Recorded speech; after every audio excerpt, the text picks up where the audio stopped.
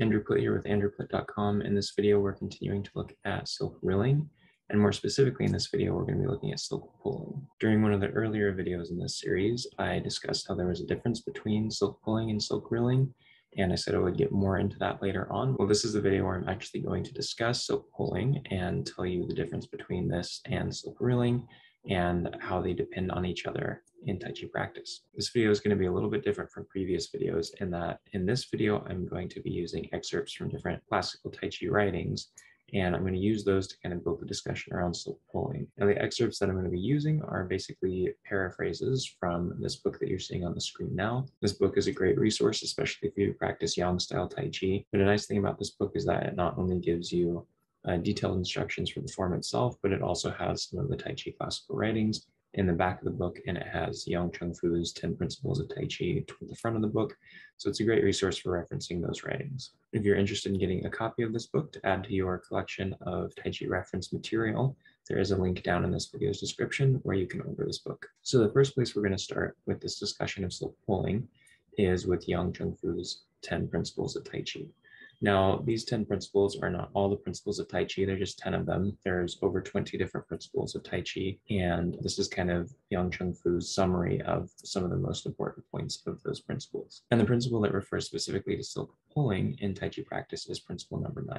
And as you can see, principle number 9 here is basically being connected without any breaking, or smooth and continuous without any breaking. And as I've mentioned in a previous video, silk pulling is often thought of as continuous motion or smooth continuous motion in Tai Chi practice.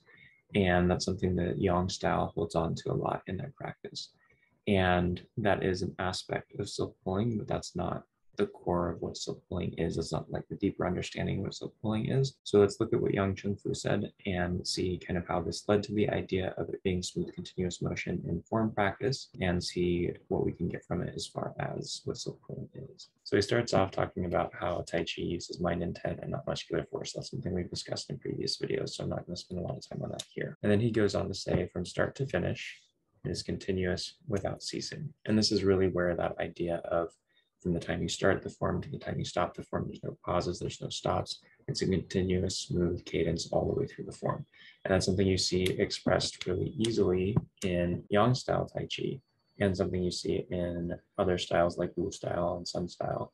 But you don't see that as much in Chen style. And that's interesting because this principle is based on a principle in Chen style Tai Chi. So if this is really referring to the smoothness of the form from start to finish, that's continuous, no pauses, no stops, and it has like this smooth flow to it, then Chen style Tai Chi, which was like the original style of Tai Chi that Yang style came from, would be breaking this principle quite often. That's one thing that supports this idea that it's not just referring to the smoothness and continuity of movement through the form.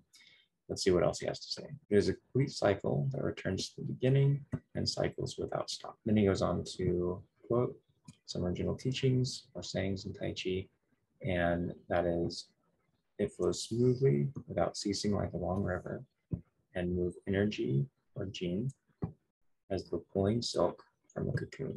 So this is kind of where we get this idea of silk pulling here. And then this last sentence is really kind of the crux of this discussion. And it really tells you exactly what silk pulling means. So this means threaded together in one single energy. And so what this is saying is that the energy that flows through the body needs to be smooth and continuous.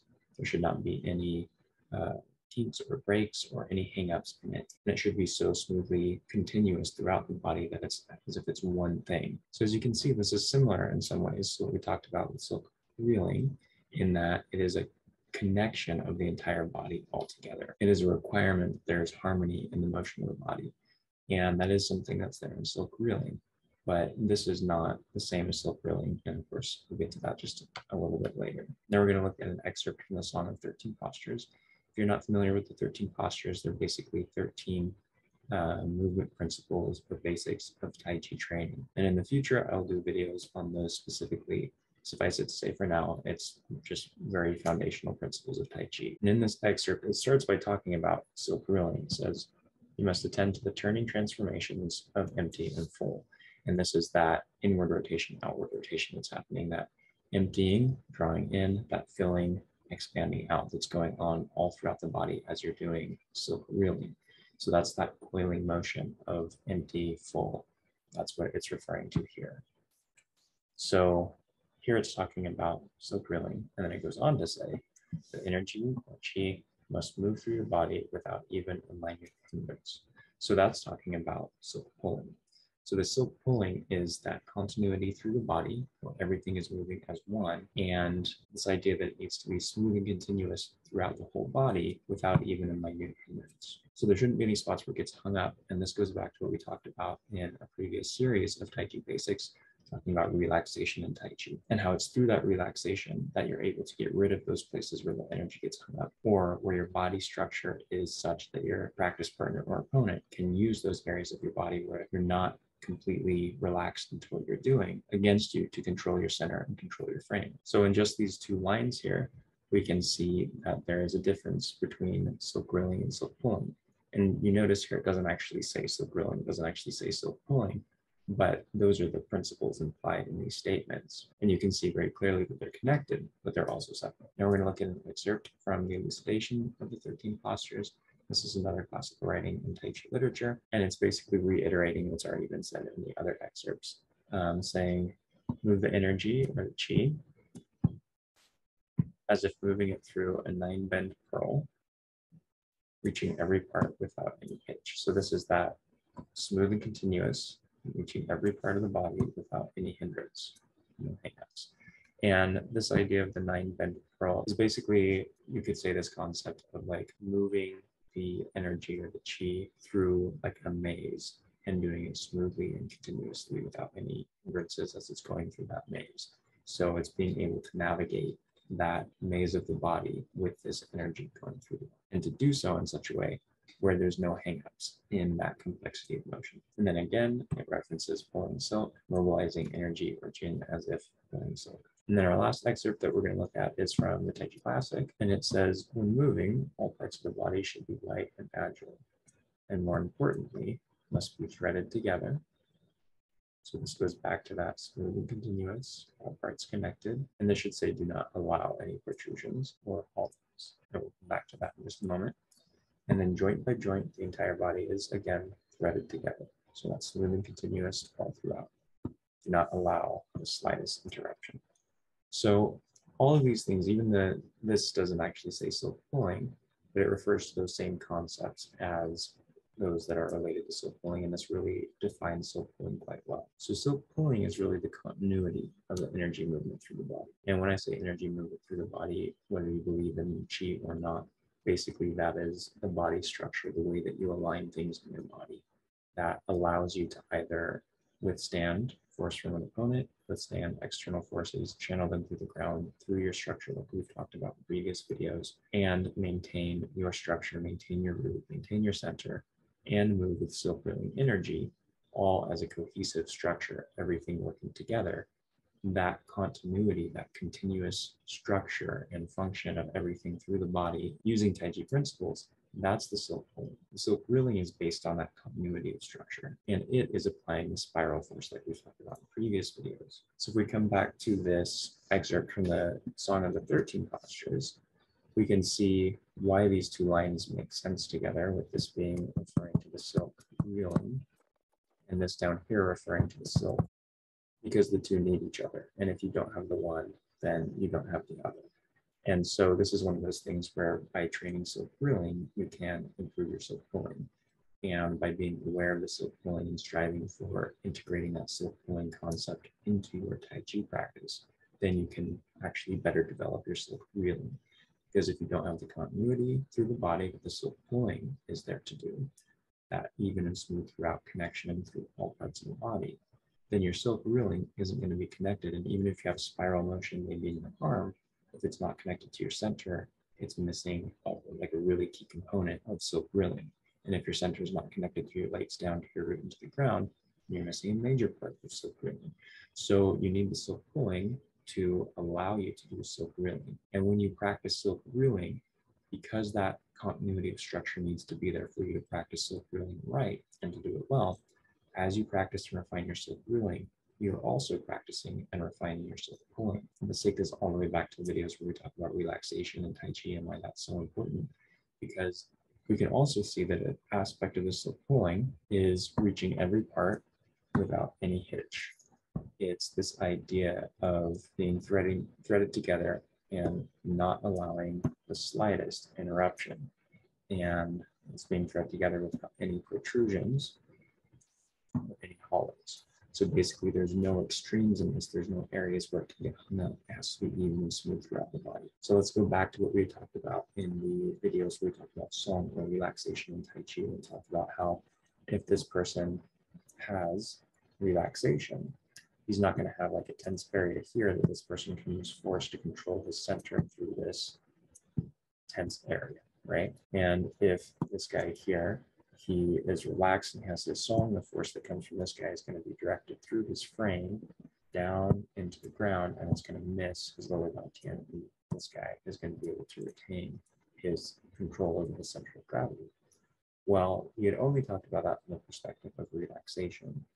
And that relaxation creates the environment in which you can have silk pulling, because that silk pulling and that even distribution of energy through the body allows this structure that allows for this guy's force to be channeled down into the ground instead of reaching the lower dantian and disrupting this guy's balance. So in order to have correct relaxation in Tai Chi, you need silk pulling.